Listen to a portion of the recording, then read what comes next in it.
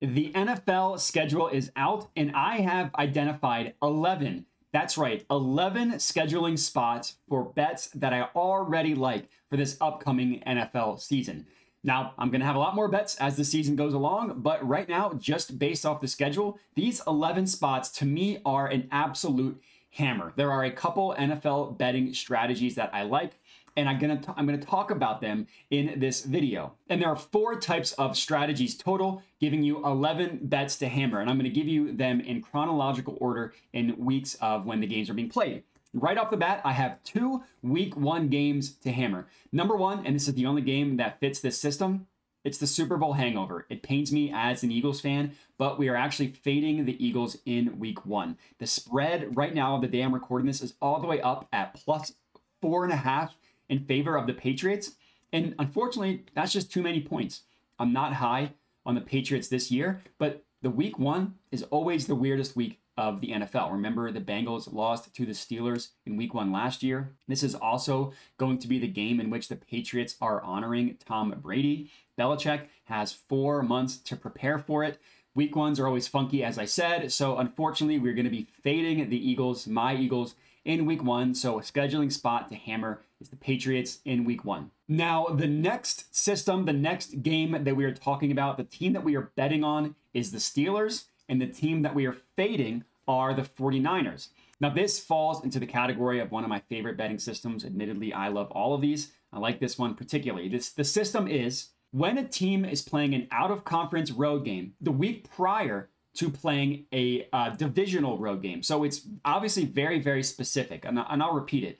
So basically, the logic is the week a team is playing a road divisional game, if the week prior to that they have a road out-of-conference game, you're going to want to fade them. Now, it's rare that this happens in week 1, admittedly, but the logic being that these teams kind of overlook their opponents in favor of the divisional opponent the following week. Again, week 1 is a little bit funky, so this might not be a McSlam that it would be later in the year, but I still really do like it. And my favorite example of this is last year, the Eagles and the Cowboys had a huge, titanic matchup on Christmas.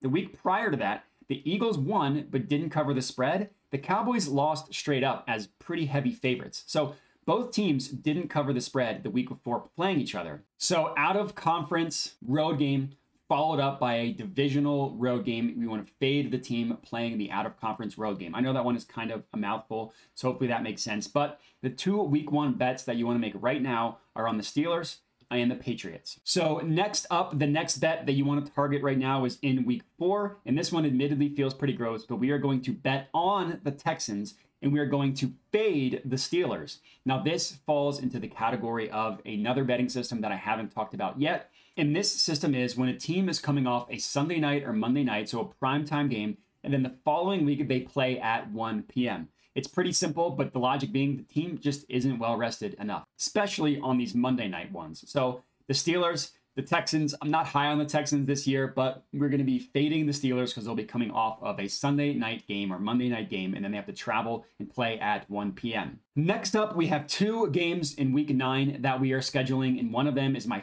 favorite bet of the entire slate so far, which I'll save that one for last. But the first one is we're going to bet on the Raiders, and we're going to fade the Giants. So this falls into a category that we have already talked about. It is when a team has an out-of-conference road game followed by a divisional road game. So that one falls into the same strategy there. So you want to bet on the Raiders and you want to bet against the Giants, who are on the road against a divisional opponent the following week. So technically week 10. The next game is also a system that we've already talked about, but you're going to want to bet on the Saints in week 9. You're going to want to fade the Bears. Now, the Bears play in LA on Monday Night Football. Then they have to fly home, and then they have to play at noon. So technically, I say 1, it's 1 p.m. Eastern, so they're going to have to play at noon against the Saints. Now, obviously, the Bears are getting a decent amount of hype with Justin Fields and everybody thinking he's going to make the Jalen Hurts leap with DJ Moore and a better offensive line.